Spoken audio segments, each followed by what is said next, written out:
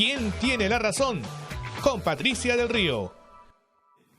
Buenas noches, queridos amigos. Bienvenidos a ¿Quién tiene la razón? Como siempre, listos a las 7 de la noche. Me han estado fastidiando mis invitados porque dicen que yo siempre tengo la razón. Nada más falso. Este programa es democrático, me mandan callar, se ríen de mí, como debe ser. Está con nosotros el congresista Juan Cheput y el congresista Víctor Andrés García Belaúnde. Les agradezco muchísimo de estar acá. Y bueno, varios temas que Patricia tiene la razón siempre. A ver, deberías ver cuando yo en mi casa, no tengo la razón nunca, ni con los perros, ni con los niños de menores de 10 años. Así que ya me acostumbré a... Acá me hago la razón, pero no, es pura finta. Bueno, señores, hay varios temas que se han estado, que se van a seguir discutiendo en el Congreso. Gracias a Dios, creo que con menos virulencia y con menos acaloramientos, y eso es importante, pero que sí es importante explicar también para que no generen falsas expectativas o falsas interpretaciones. Hoy día se ha debatido el proyecto de democracia interna de los partidos políticos, ¿no es cierto? Que sabemos tiene varios aciertos, pero también varias opiniones encontradas. Si las elecciones deben ser universales, si deben ser abiertas, si todos deben votar, militantes y no militantes. Se han puesto un poco dramáticos los amigos del partido aprista, tienen miedo a algo así como que les caiga el Armagedón y vayan a desaparecer. Y estuvo el premier Salvador del Solar en la reunión conversando con los congresistas, lo cual también es muy saludable. Pero escuchemos parte de lo que ocurrió el día de hoy en esa comisión. Porque lo hago con todo respeto, no conocen ustedes lo que es un partido político por dentro, no tienen idea.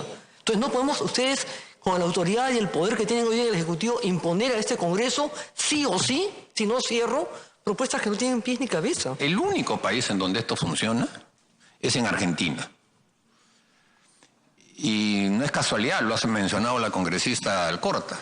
A lo mejor deberíamos pedir que al señor Maximiliano Aguiar también lo citemos acá y venga, porque puede ser que él haya sido el que haya metido esta idea en la cabeza del presidente de la República, porque si lo trae, el único país es Argentina. Prefiero que disuelvan al Congreso de la República que a que disuelvan a mi partido político, porque esto es la disolución de los partidos políticos. Esto es la disolución de los partidos políticos, como lo señalé.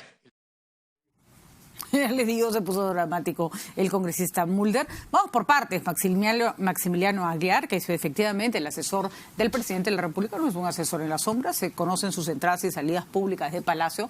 Sí nos encantaría saber más detalles sobre él, pero en fin, es verdad que es argentino, pero es verdad que la propuesta vino de la Comisión Tuesta, que hay un cuadro comparativo de todos los países, de cómo están manejando sus elecciones internas, que obviamente al señor Tuesta, el señor Aguiar, no le va a dictar cuál es la posibilidad. Así que tampoco hay que achatar la discusión a esos niveles. No sé qué piensan ustedes. Está con nosotros también el congresista Richard Arce. Creímos que ya no llegaba, pero ya está acá. Congresista, buenas noches. Buenas noches. Gracias. A ver, empezamos con Juan, por favor. Juan, tu impresión sobre esta discusión. En primer lugar, yo creo que es importante que se hable de primarias abiertas y cerradas. No es primera vez. Ya desde la época del Foro Democrático, inclusive más antes con el Movimiento Libertad, se hicieron primarias en el Perú, pero con resultados no positivos para los contendientes, ¿no? Porque hubo mucha invasión de personas ajenas. Pero por otro lado, como mecanismo de democracia interna, sobre todo si luego va a haber una lista cerrada, que es la otra parte de la propuesta, me parece bien. Ahora, ¿en qué discrepo? En que simplemente eso tiene que venir acompañado de una gradualidad inicial y de una participación activa de la OMPE. Sin la OMPE no se podría hacer. Pero está considerada. Está considerada, efectivamente, pero eso tiene que venir acompañado también de cambios en el estatuto. Enrique Chirino Soto ya decía en la década de los 80 que la madre de todos los problemas es el estatuto partidario. Porque inclusive en la ley de partidos políticos que trabajó Henry Pease en el año 2004, se decía, ¿no? Primarias abiertas, primarias cerradas, delegados o como el estatuto defina. ¿No? Y eso, como el estatuto partidario define, era la madre de todos los problemas, ¿no? Era como... Entonces, creo yo que tenemos que ir a trabajar también con una reglamentación hacia los estatutos. Ahora, me parece muy positivo lo que tú dijiste al inicio. Hay una suerte de cambio climático en el escenario. Se han enfriado positivo, las cosas, ¿no? Hay un calentamiento global, pero positivo. Ya creo yo que la forma como nos estamos tratando con el Poder Ejecutivo, con todas las discrepancias que pueden haber, no se comparan en absoluto al clima vivido el año pasado por esa misma época. Es interesante leer el documento que ha preparado la Comisión Tuesta, con la que no puede estar en absoluto desacuerdo, pero está muy bien documentado, ¿no? Sustentado, y repito, no necesariamente la lectura lleva a estar de acuerdo con ellos. Y ahí hacen un cuadro comparativo de cómo se maneja en los distintos países, y con sus más y con menos, efectivamente, el más parecido al que se está proponiendo es al sistema argentino. La culpa de eso la tiene el señor Maximiliano Aguiar. A ver, no lo conozco, no sé, de repente es autor de algo, no lo creo.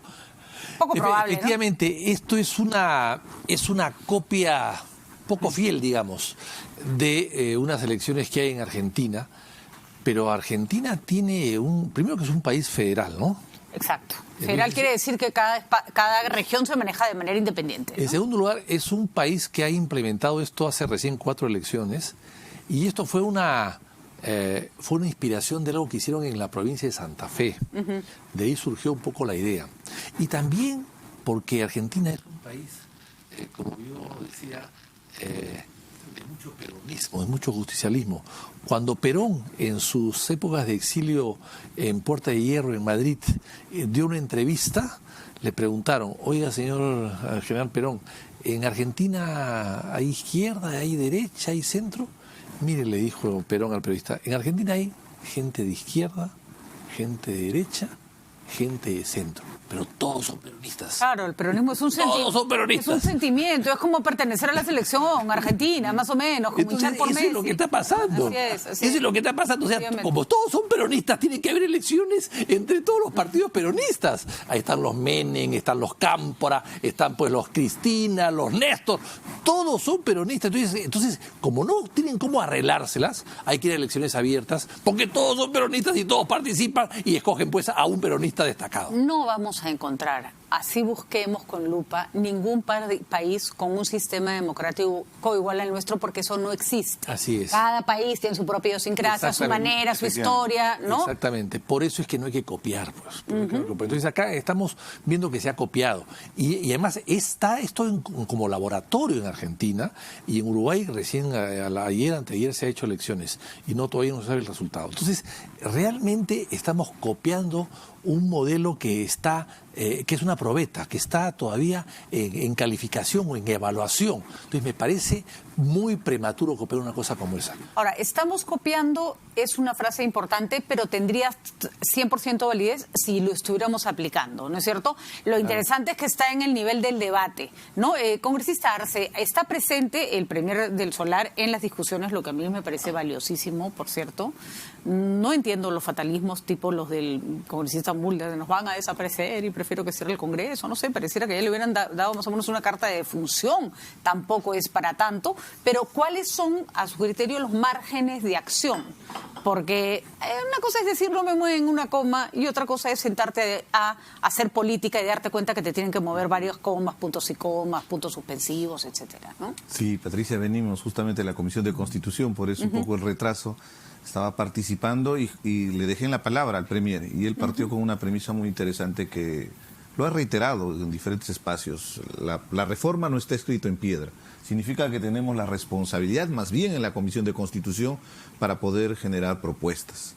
Y, por ejemplo, para nosotros las primarias sí son determinantes para cambiar el enfoque. Y en eso sí yo quisiera discrepar con Víctor Andrés, porque ha habido una comisión presidida por el profesor Tuesta, que han hecho un trabajo, y no creo que haya sido una copia. He tratado de revisar el documento, no he entrado tan al detalle, pero con mucha objetividad. No, entra el detalle, una propuesta sí, interesante, que podríamos llamarla hasta cierto punto desde la experiencia profesional y académica, pero que nos está trasladando la responsabilidad a los políticos, porque es la Comisión de Constitución, porque es el Congreso de la República la responsable de plantear una propuesta. Y en la reforma se está planteando el día de hoy el tema de la democracia interna. Y esto es determinante, porque tenemos partidos políticos, 24 partidos políticos, y existen realmente partidos políticos como Acción Popular, por supuesto. Pero seamos sinceros, hay membresías, hay una especie de franquicias que se ofertan al mejor postor en cada elección. Entonces las elecciones primarias nos garantizarían para ver la capacidad que tienen esos partidos para organizarse internamente. Y en eso yo revaloro mucho el tema del estatuto partidario. va a ser la capacidad que tengan dentro del partido político para definir su democracia interna, su forma de organización, su forma de participación. Cada una de las intervenciones que hicieron diferentes congresistas en oposición también son valiosas, porque nos permite ver posiciones maximalistas respecto a los cuestionamientos. Pero seamos propositivos, planteemos qué alternativa para pretender cambiar este sistema de representación democrática. Les haría la pregunta de otra manera.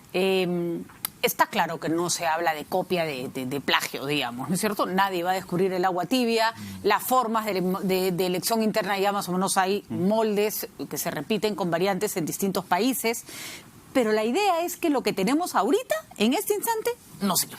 ¿No es cierto? Salvo escasos partidos en que se puede hablar de formas democráticas de elección de candidatos, casi siempre son cúpulas que se atornillan en el poder o vientres de alquiler que ponen al mejor postor y al que trae más plata. No les voy a preguntar cómo les gustaría que sea. Ni siquiera les voy a preguntar cómo no les gustaría que no sea de acuerdo con lo que ha planteado la Comisión Tuesta, sino qué cosas que hay ahorita, en este momento, en la manera como se forman las listas de candidatos y la elección de los candidatos, no debería existir. Yo ahí tengo claras las cosas. A ver. En primer lugar, el sistema de invitados, que empezó con 10%, subió a 20% y en algún momento se quiso subir a 25%.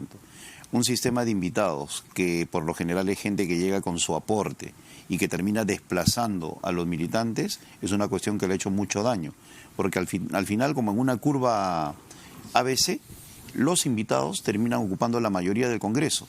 Hoy, por ejemplo, en el caso de Fuerza Popular, cerca del 90% son invitados, que luego se han hecho militantes. Entonces son gente que llegó dentro de ese 20%, pero al final ocupan el 90% de la lista y eso se extrapola a todo el Parlamento. Y vamos a ser sinceros, uno de los argumentos duros para el invitado es... Por supuesto, por eso viene con su pan bajo el brazo. Claro. Entonces, ¿cuánto ese es el poquina, problema. digamos, no? Porque si fuera una persona, no sé, de grandes cualidades, que le invitas porque es un personaje, bienvenido. Era el argumento, ¿no?, que se utilizó en el debate para convocar a gente interesante, claro, y que de esa manera pudiera mejorar las listas partidarias. Pero en la práctica constituyó una forma de traer a aportantes económicos, como tú muy bien lo has señalado, y eso distorsiona todo el proceso. Y el otro elemento tiene que ver con la eliminación del voto por delegados. Los delegados, y mira, yo ahí sí quisiera aportar algo a lo que han dicho Richard y Vitocho, y tú misma, en el sentido, esta no es una discusión novedosa, esto ya lo planteaba el senador Sánchez en el año 82, o sea, el tema de primarias, el tema del Senado, formas de elección, pero él le agregaba un componente que yo creo que es muy importante, y todo esto yo he tenido la oportunidad de verlo en un libro que se llama La Constitución y los Partidos, de Enrique Chirino Soto. Una de las cosas que él aportaba era la gradualidad. ¿Cómo podemos convertir esto en gradual? Con un piloto. Entonces Sánchez decía, empecemos con Piura y con Arequipa, ¿no? Y con Lima, para que de esa manera, viendo cómo funcionan las primarias, etcétera, etcétera, luego podemos extrapolarlo. Eso ya se discutía hace 37 años. Entonces, hoy lo que tenemos que ver a partir del aporte de Tuesta es cómo podemos formar un sistema de partidos que hoy por hoy no hay. De acuerdo. Y yo creo que ahí el esquema de afiliados sí es algo que me parece muy interesante. Y lo otro, lo que señalaba Víctor Andrés con bastante propiedad, tenemos que encontrar nuestro propio modelo. Porque Uruguay está enfrentado con Argentina por los modelos, o sea, ¿cuál queremos? ¿El modelo uruguayo, primarias abiertas, o el modelo argentino semicerrado? Y lo que ha dicho Víctor Andrés, lo que tú has dicho de federalismo es importante porque en Argentina hay política, diputados, hay cámaras en todas las federaciones. Exactamente. En todos los hay legislaturas, ¿qué llaman? Legislaturas, en todas la partes. gente está mucho más politizada. Así es, y cada uno elige su propia sistema de gobierno casi autónomo, ¿no? Que cuentan los mexicanos nomás el dolor de cabeza que eso les puede haber generado. Víctor Andrés, ¿qué cosa, si tuvieras que elegir, qué cosa no debiera repetirse en el nuevo modelo? ¿Qué sería? El voto obligatorio. El voto obligatorio es fundamental. O sea, no se puede obligar a la gente. Mira, Patricia, imagínate tú en la selva peruana andar 8, 10, 15 horas en peque para ir a votar en elecciones de un partido.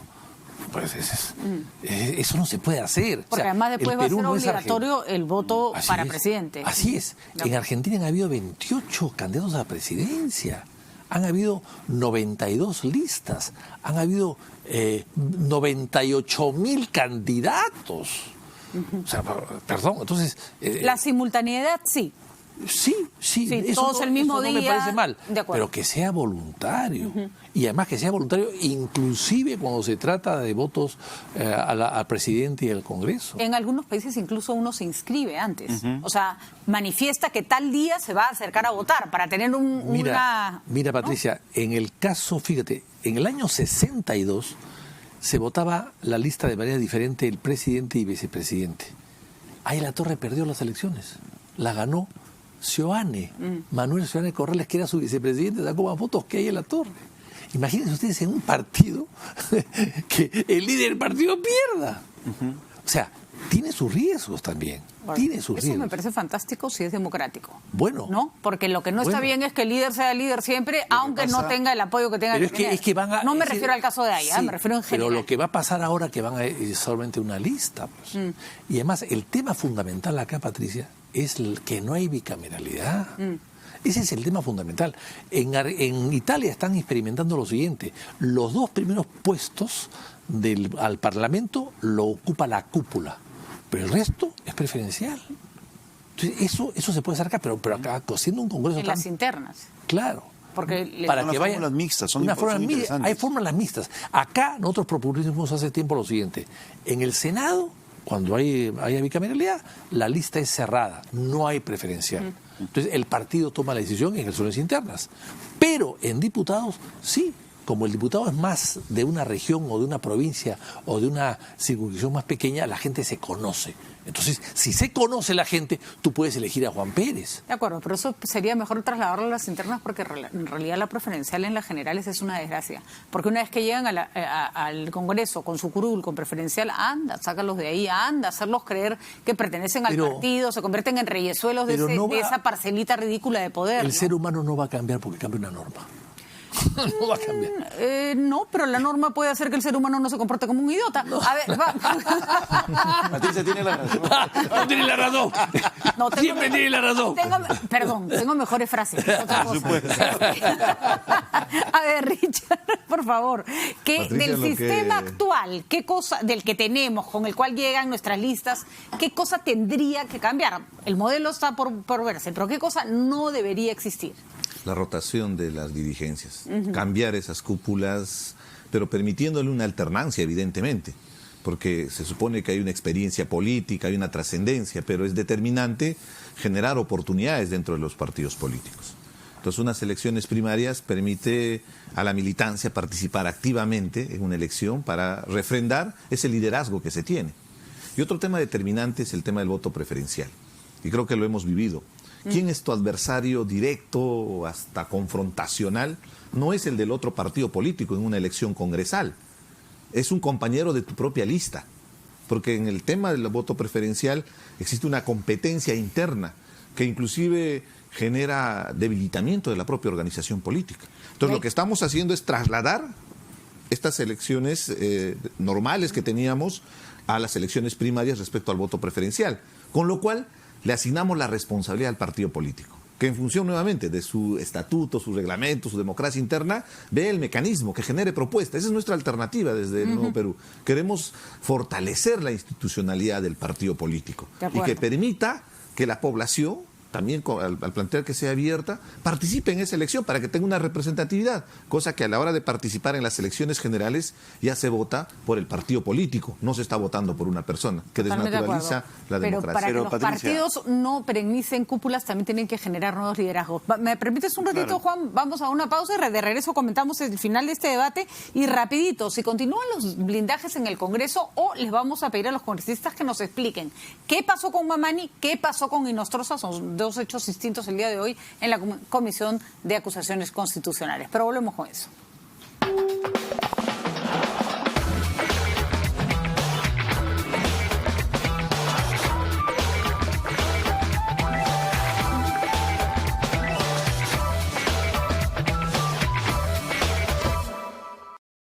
Sembrar conocimientos y valores merece ser premiado. Por esta razón, el BCP e IPAE organizan el premio Maestro Excelencia. El ganador recibirá $50,000. Ingresa a www.maestroexcelencia.pe hasta el 4 de agosto para postular o invitar a un profesor a participar. Antes era difícil poder trabajar la matemática, porque solamente utilizábamos lo que era tiza o plumones y papelotes, pero ahora con los materiales que nos brinda pues es más fácil, porque el niño los manipula y así aprende, ¿no? Jugando, como se dice, se aprende la matemática. Unas loncheras donde tienen ahí cuentas, botones, tenemos billetes, monedas, espejos, la cinta métrica, ¿no? Donde el niño puede utilizar diariamente. Tía María nos ha apoyado dándonos cursos de capacitación para el uso de este material que tenemos. El 31% de peruanas en edad de trabajar no cuenta con ningún ingreso propio. Solo existe 21% de representación femenina en cargos públicos. Y en lo que va del año se han registrado 75 feminicidios.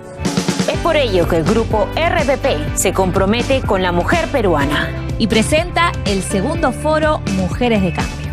Un espacio para visibilizar y destacar el trabajo de las mujeres en nuestra sociedad. Mujeres de Cambio es organizado por RPP, con el apoyo de Coca-Cola y Arca Continental Linley. Hoy, todos andan en su mundo y siempre hay alguien que se pasa de la raya. Y otros que aún no saben cuál es su camino. Pero siempre hay una esperanza de ver un cambio. Es tiempo de fiestas y sabemos por qué chambeas. En Caja Arequipa queremos impulsar las buenas noticias. Saca tu crédito al toque para lo que más necesites y ayudarás a devolverle la sonrisa a más niños. Caja Arequipa, impulsando tu bienestar. Sembrar conocimientos y valores merece ser premiado. Por esta razón, el BCP e IPAE organizan el premio Maestro Excelencia. El ganador recibirá $50,000. Ingresa a www.maestroexcelencia.pe hasta el 4 de agosto para postular o invitar a un profesor a participar.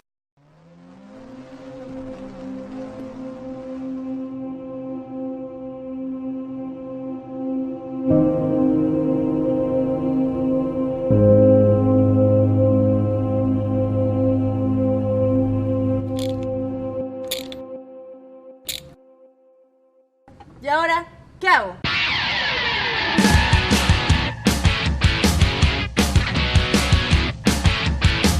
Desde este lunes a las 10 de la noche. Al volante por RPP Televisión.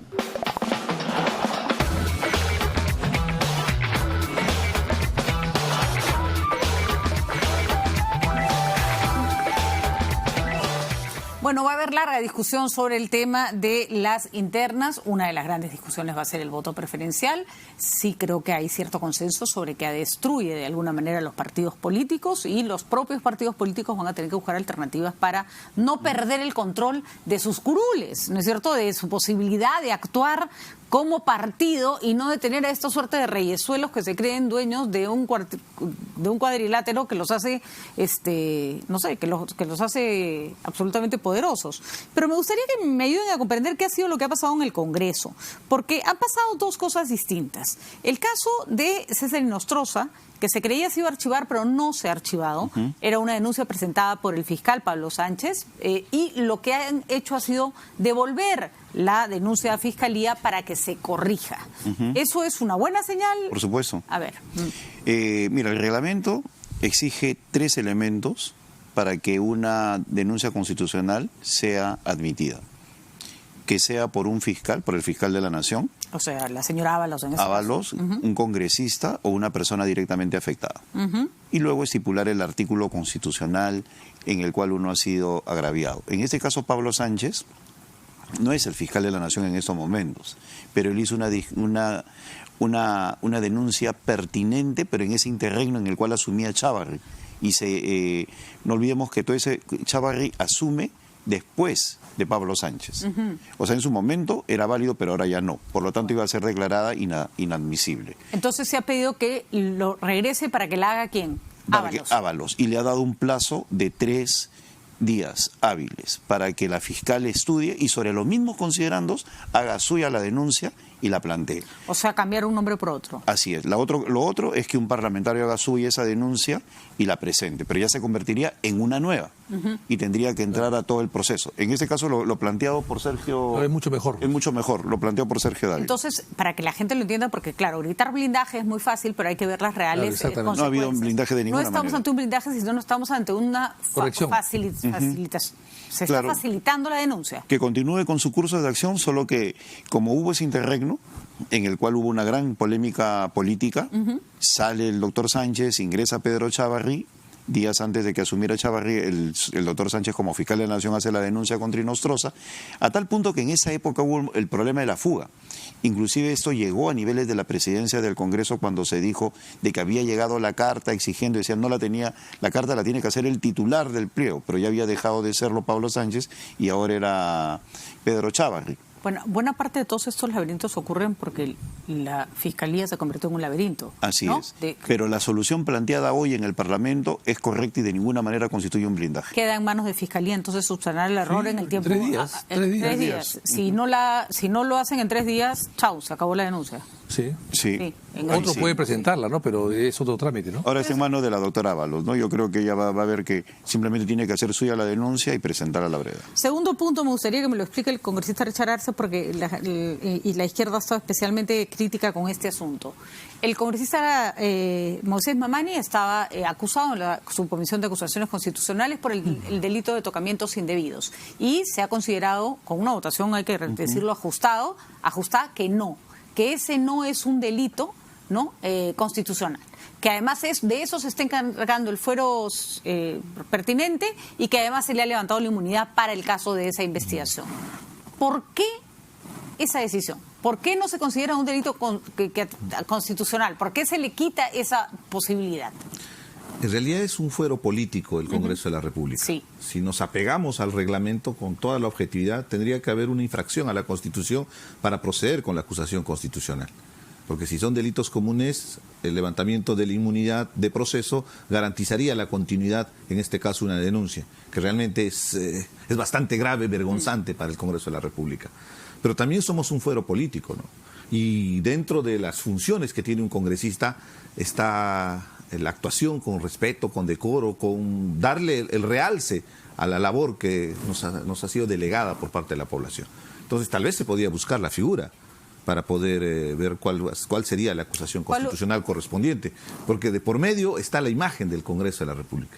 Y es en ese sentido que el congresista Pacori, representante de nuestra bancada, él sí se opuso, ¿no?, en la votación. Y después presentaron, fue la votación del presidente el que está permitiendo que en este caso... El señor Segura. El señor Segura, al que le gusta se genere este escenario que nos deja un poco preocupados, porque lamentablemente, si hacemos una correlación con la mayor objetividad, más allá de la confrontación, pero es permanente lo que hace en la Subcomisión de Acusaciones Constitucionales, inclusive en la Comisión de Ética, donde hay casos relevantes y hay suficiente información, y siempre se ha visto que está relacionado a la fuerza, no de la razón, sino de la mayoría de sus votos que tienen en la composición de comisiones. Por eso es determinante lo que va a suceder a partir del 28 de julio, cuando inicie un nuevo periodo legislativo, cuando haya una verdadera recomposición del Congreso, de las comisiones, y tengamos de alguna manera mayor pluralidad a la hora de tomar decisiones. Porque, le repito, está en juego la imagen del Congreso de la República. Explíquenos, congresista Arce, cuáles eran las consecuencias inmediatas de aceptar una acusación constitucional contra el congresista Mamani sobre este punto. ¿Qué hubiera pasado? Bueno, todavía eso tiene que pasar a la comisión permanente, en función de lo que recomendaría. Recordemos bien que la que hace la evaluación, que actúa como un tribunal, es la subcomisión de acusaciones constitucionales. Y se refrenda en la comisión permanente, y la sanción finalmente es en el Pleno del Congreso de la República, siguiendo todos los procedimientos. Su destitución.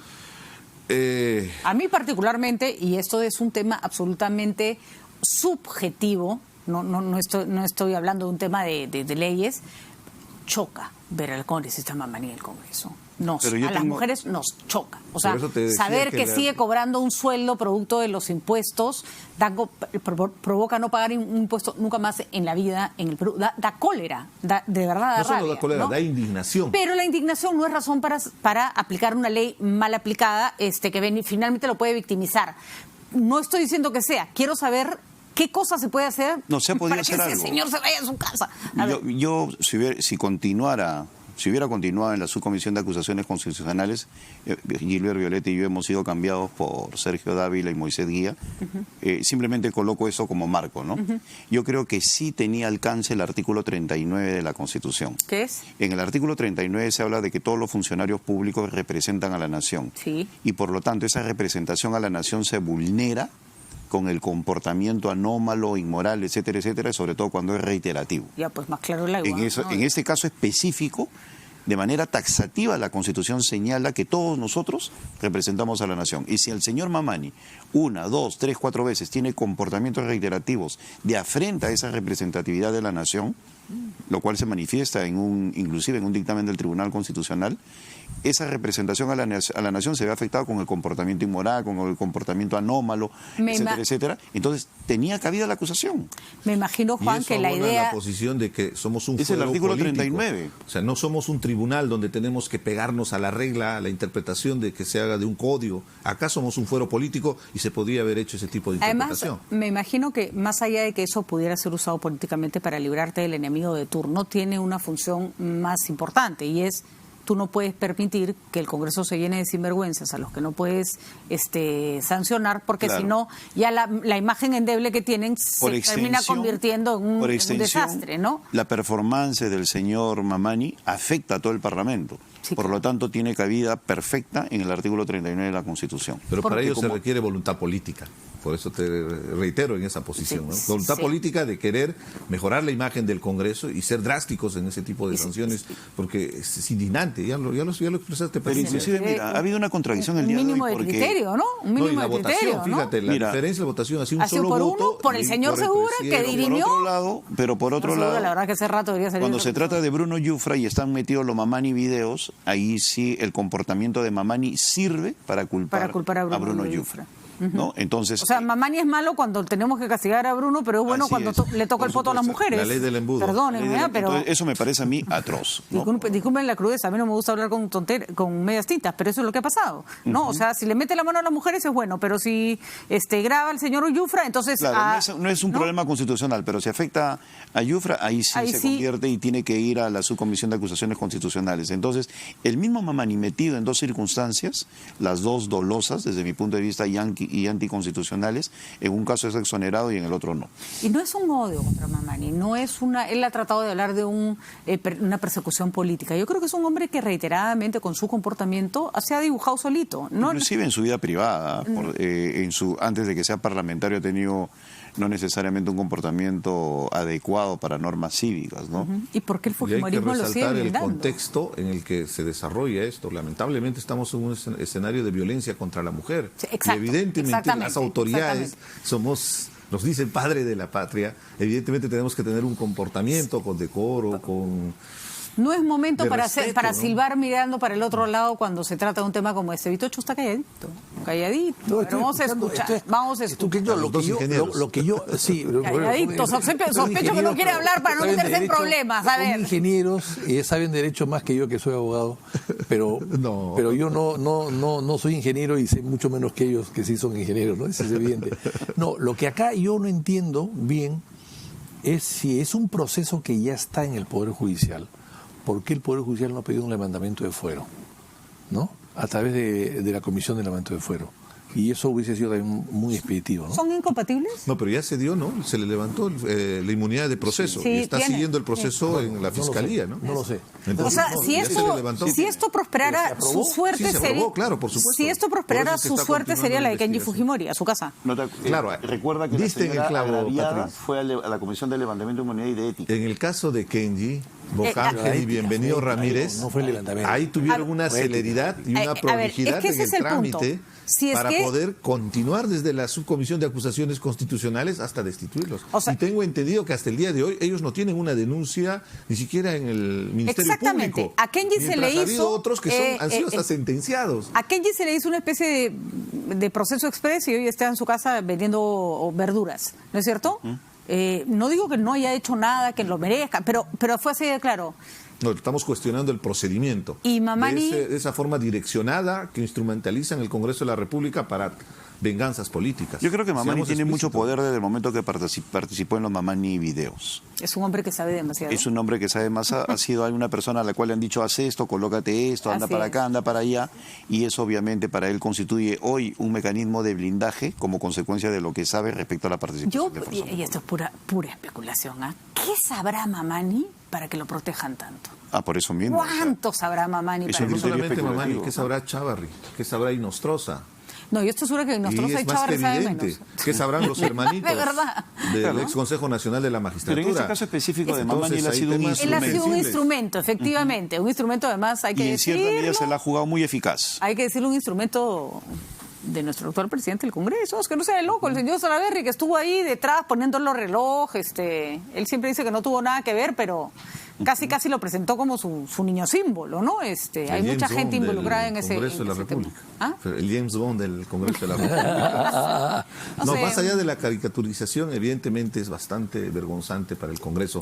Tenemos un nivel de descalificación muy alto y justamente es porque hay congresistas que realmente han llegado al extremo. O sea, si en los periodos congresales se caricaturizaba a los congresistas, en este Congreso hemos terminado de cerrar ese círculo que descalifica no solamente a la gestión de este periodo parlamentario, sino está cuestionándose la institucionalidad de un poder del Estado que está a punto de cumplir 200 años, que es parte de nuestro sistema democrático, de nuestro sistema republicano. A mí lo que me Ahí hay que preocupa- reflexionar y la gran responsabilidad que tenemos de estar ahí. Es esa incapacidad del fujimorismo para desmarcarse de todos estos asuntos que lo afectan directamente a ellos, ¿no? Entonces demuestra que en el fondo es muy débil como organización política. O lo que es peor, Porque- es una organización que siembra Mira, tantas minas con respecto a sí mismo que que al después no final puede termina- caminar derecho, pues. Así es, no puede caminar derecho y terminan estallándoles a ellos mismos, Así ¿no? Y es. permanentemente. El caso del día de hoy, en el cual aparece este asesor legal del Parlamento. Ese era el tema que me preguntando- faltaba comentar. Ah, ya, entonces todavía. No, porque ya tenemos que ir terminando, así que menciónalo de una vez, Juan, para la irnos. importancia de las elecciones primarias para tener un mejor filtro a la hora de seleccionar en lo que corresponde a las elecciones congresales. Ahora, se Nos fue. va a ayudar. Se fue este señor, ¿no? Se fue, pero se molestaron los señores de Fuerza Popular porque lo separa el presidente del Congreso. Ay, pero disimulen. No, pero ese, por eso te digo. ¿no? Yo no o sea, lo- lo yo mandan no lo a puedo averiguar entender. las relaciones entre Reate y Vela. Se hace evidente y encima Mira, ha hecho regañan. bien el presidente del Congreso en separar. Está bien, a este claro, por señor. supuesto, por lo menos Pero hasta que se molesten esclarezca, los ¿no? señores de Fuerza Popular es una cosa que me sorprende. O sea, no entienden ellos la forma como su comportamiento los está llevando a la autodestrucción. Insistir, por ejemplo, en presentar una lista parlamentaria es otra de las cuestiones que yo digo, ¿en qué mundo están viviendo, no? Entonces creo yo de que ellos tienen que hacer un profundo ejercicio de reflexión para que de esa manera no continúen en esta suerte consecutiva de actos suicidas, ¿no?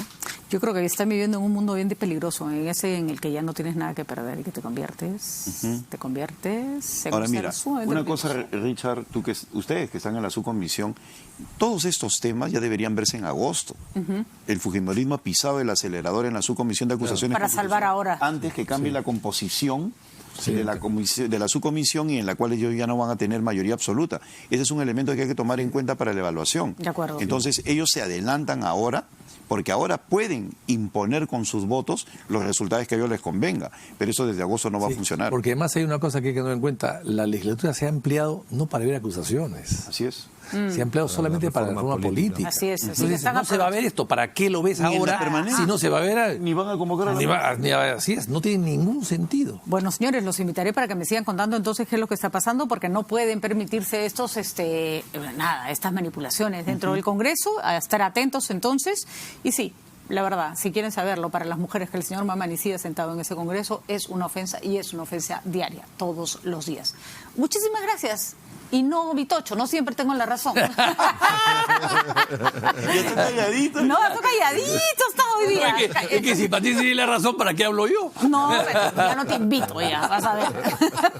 Gracias por acompañarnos. Seguimos con Gianfranco Castañola, que viene con nosotros para hablar de economía. ¿Qué pasa con ese carro que no acelera? Y parece que no solo no acelera, sino que retrocede. Ya venimos, pausa.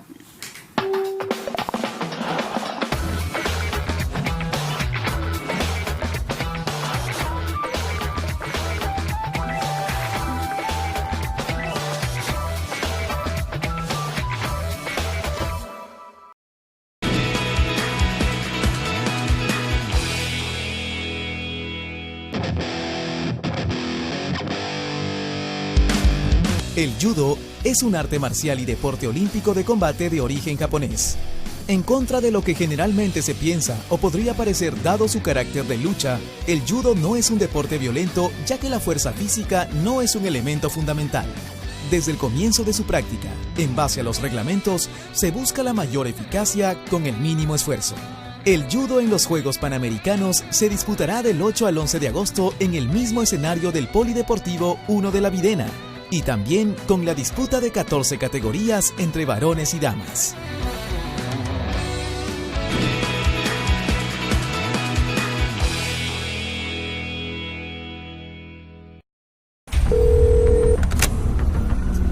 Tres sujetos armados nos están asaltando.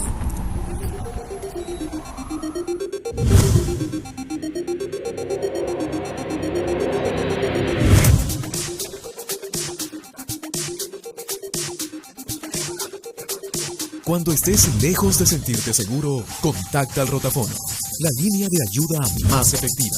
Llámanos al 438-8008. Contáctanos a nuestro WhatsApp 951-431-013 o encuéntranos en Facebook y Twitter usando el hashtag Rotafono.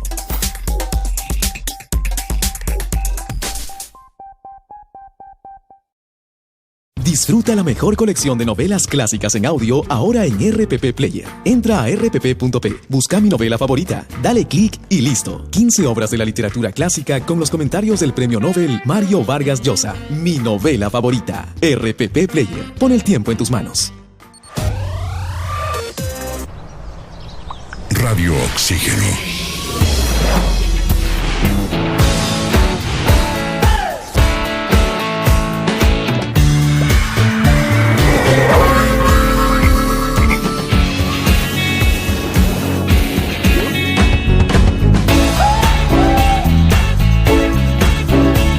Vemos el mundo diferente porque respiramos música. Radio Oxígeno, clásicos del rock and pop.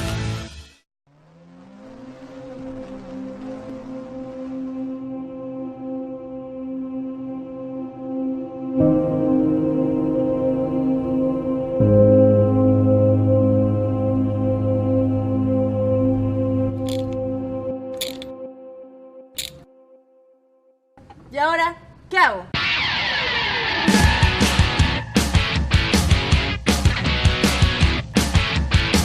Desde este lunes a las 10 de la noche. Al volante por RPP Televisión.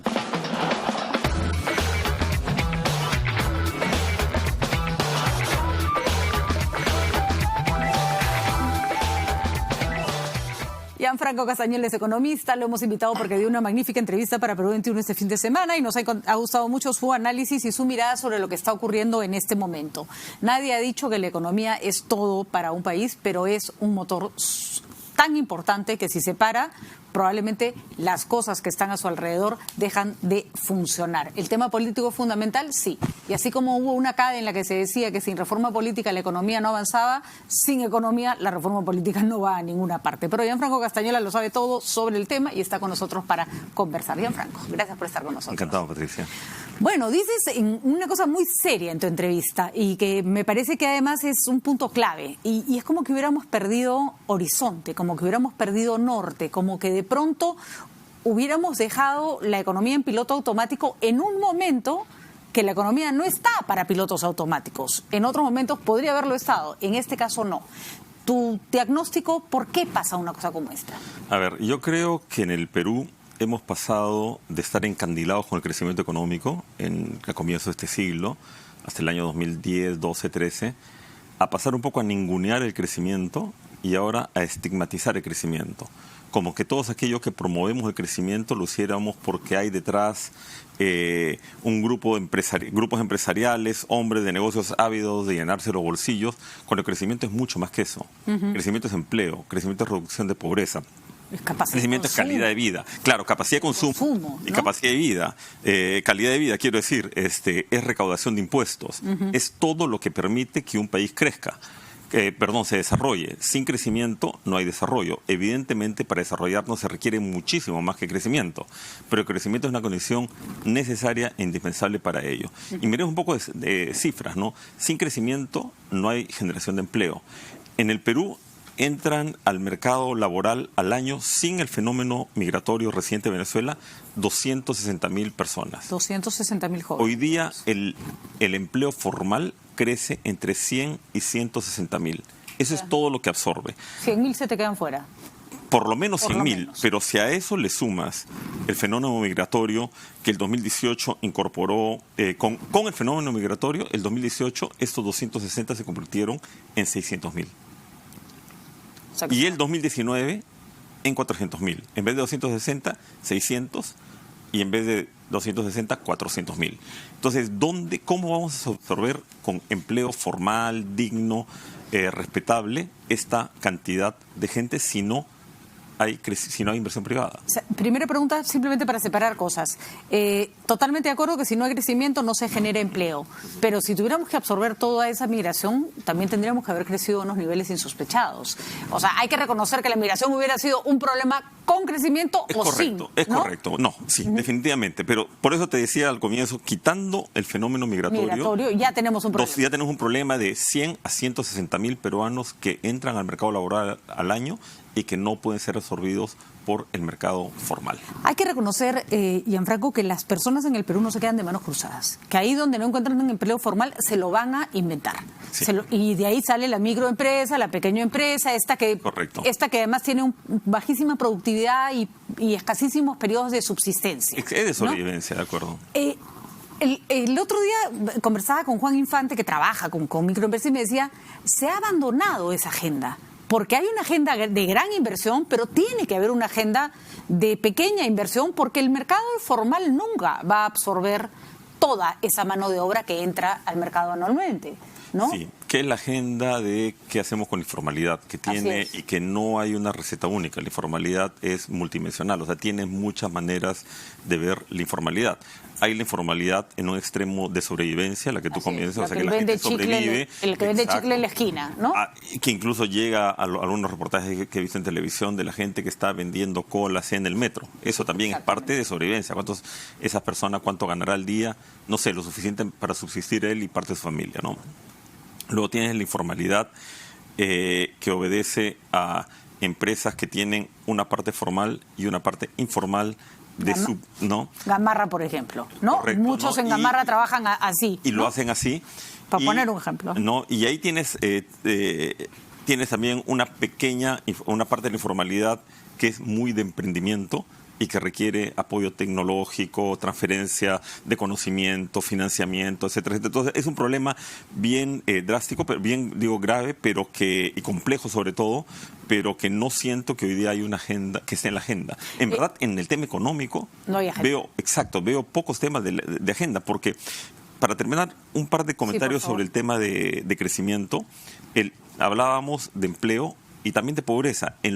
La pobreza disminuyó del 2004 al 2018 de 59% a 21%. Es muy grande el avance que hemos tenido en ese tema. Pero cuando uno habla de esta cifra, la gente no las entiende muy bien. Quizás decir que en las épocas de crecimiento alto sacábamos al año 1 millón de personas de la pobreza. Ahora, a las justas, 200.000. Esa es la diferencia entre crecer a niveles de 6, 7, 8% y crecer a 2 o 3%. Y Gianfranco, Tía María, por ejemplo. Tía María es sumamente importante porque implica una inyección de dinero en la economía que si no hay, bueno, es como que entra menos plata en la economía familiar. Simplemente vas a tener menos plata para gastar. La minería no es exhaustiva en mano de obra, pero es importante en la cantidad de flujo de plata y de dinero que ingresa. ¿Cuánto dinero estamos dejando de percibir por proyectos que no se concretizan? Dos o tres ejemplos ahora. Tía María me parece un excelente ejemplo. Ojo que en la etapa de inversión sí genera mucho mano de obra. Claro, en los 2, 3 años de esto genera Tía María, aproximadamente 9.000 empleos directos e indirectos, de acuerdo a la información que manejamos en apoyo. Es un proyecto de $1.400 millones de inversión que permitiría exportar $800 millones, pero más allá de eso, ¿cuánto le deja Arequipa directamente? Al año le dejaría, entre canon y regalías, 275 millones de soles al año. Es un montón de plata. Lo que la gente no entiende es que, más allá de que Tía María generó empleo o no, esa plata sirve para hacer un puente. Y ese puente entonces genera empleo, ¿no? Es ahí por donde entra... Hay un efecto indirecto totalmente. Exactamente. Y son 275 millones de soles que entrarían a los gobiernos regional y locales de Arequipa, que podría permitir mucha obra al año. Multiplícalo por 10 años, o sea, lo que sea, es un montón de dinero. Un montón de dinero que bien gastado ayudaría a mejorar la calidad de vida de la gente. Y Tía María realmente es una decisión política, finalmente, lo que está faltando, porque técnicamente la empresa, entiendo que la empresa desde el año 2015 cambió su actitud frente a la población, ha hecho un trabajo de acercamiento muy importante de entender. Hoy día hay un artículo de Fernando Vivas que recoge una frase de un funcionario de Sauder, que no sé si lo leíste, que es como que habían tercerizado tanto en el pasado, que era un error, que era como tercerizar el cortejo de tu pareja, ¿no? Así es. Una buena... Ya que te coquetee otro. Sí. Lo contrato para que coquetee por mí, ¿no? Y creo que con ese avance, por encuestas que he podido ver, diría que hay bastante menos resistencia, hay bastante más apoyo al proyecto. Siempre va a haber grupos radicales que se van a oponer. Ahora, ¿qué es el concepto de licencia social? ¿Cómo lo expresamos? ¿Cómo se materializa? No lo sé. O sea, digamos, ¿cómo lo vas a ver en una población donde aparentemente, de acuerdo a las encuestas, hay una parte mayoritaria en dos de los tres distritos que estaría apoyando el proyecto, ¿no? Hay ya ha habido, es verdad, cambio de autoridades, y es verdad que a veces el cambio de autoridades genera oportunismos, pero básicamente, Gianfranco, para que esos proyectos salgan se necesita voluntad política, se necesita pelearte un poco y se necesita saber que vas a bajar un par de puntos en las encuestas, porque va a generar ruido. ¿Vizcarra estará dispuesto? A ver, es que ¿sabes qué? Yo creería que sí, esperaría que sí, y creo que el Premier tiene clara la necesidad de ese proyecto, pero también hay que tener en cuenta qué pasa si es que no le dan la licencia. Si no la licencia, Tía María murió. Chao, porque tendrían que hacer un estudio de impacto ambiental de cero. Para que nuevamente pase esto entre 2 o 3 años no tiene sentido. No tiene sentido. En un momento Tía María Sauder cierre proyecto y se olvide el tema y nos perdemos todo lo que te he comentado hace un momento. O sea, Arequipa tiene hoy día 2 proyectos que son emblemáticos de todo lo que estamos conversando. Tía María, por un lado, con esta indecisión política y de buscarle alguna vuelta al tema, que creo ya es un poco tardía, porque si al 1 de agosto no se le ha entregado la licencia de construcción, chao. No hay plan B, no hay más tiempo, no hay nada, ¿no? Por eso la urgencia. La urgencia, claro. Y el otro proyecto es Majes-Iguas. Claro. Majes-Iguas es un ejemplo de la disfuncionalidad del Estado peruano. Majes-Iguas es un proyecto maravilloso, es un proyecto, una inversión de unos $550 millones que generaría 38.500 hectáreas nuevas de cultivos, iguales que las que no conocen en el norte, tipo Chaymochic. Además es curioso porque se quejan de la minería porque contamina, pero tampoco salen las de agricultura, ¿no? Tampoco sale esta. Son 38.500 hectáreas similares a las de Chaymochic en otro espacio ecológico, con lo cual otro tipo de producción, otra ventana para entrar a mercados desarrollados, generaría el día en que entre en producción estas 38.500 hectáreas, 70.000 empleos. Es un montón. Además de todos los ingresos que ya sabemos que le empiezan a dar la vuelta a la economía. ¿Ha bajado el consumo interno? Es decir, ¿la gente está consumiendo menos? No, a ver, a nivel de agregado de economía, el consumo privado sigue creciendo. Y sigue creciendo en parte porque tenemos 800.000 nuevos consumidores. O sea, Venezuela es como un bono demográfico. Son 800.000 personas que consumen, ¿no? Entonces, el consumo se mantiene creciendo razonablemente. Lo que no crece es la inversión, ni privada ni pública. La inversión privada crece apenas 3%, que no alcanza para nada. La inversión pública el primer trimestre de este año cayó en 11% por la incapacidad del Estado de ejecutar proyectos de inversión. Te hago una última pregunta, Gianfranco, porque creo que también es bueno evaluarla en esos términos.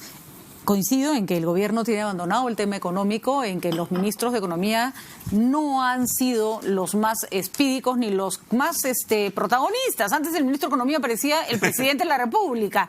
Sin embargo, es un contexto y la inversión privada se ha retraído y se ha retraído de una manera grosera. pero es verdad que la inversión privada está golpeadísima, la gran inversión privada, en términos morales, en términos judiciales. ¿Es ese un factor que también está afectando el desarrollo económico? O sea, miremos el lado de responsabilidad de las empresas. Sí, ¿no? Definitivamente yo creo que el sector empresarial tiene que manifestarse y de manera fuerte frente a todos aquellos casos de corrupción que ha habido. La Bajato, Club de la Construcción, evidentemente ha golpeado al sector empresarial. La población está parcialmente resentida, molesta. ¿No? Con todo esto, y que a todo el mundo nos ha asqueado todo lo que hemos visto, ¿no? Y creo que eso el sector privado lo necesita. Pero el impacto indirecto que ha tenido, lo que mencionas, que es bien cierto, es que en un país con el nivel de desconfianza que tiene el Perú, la población nos confiamos muy pocos unos con los otros, ha acentuado la desconfianza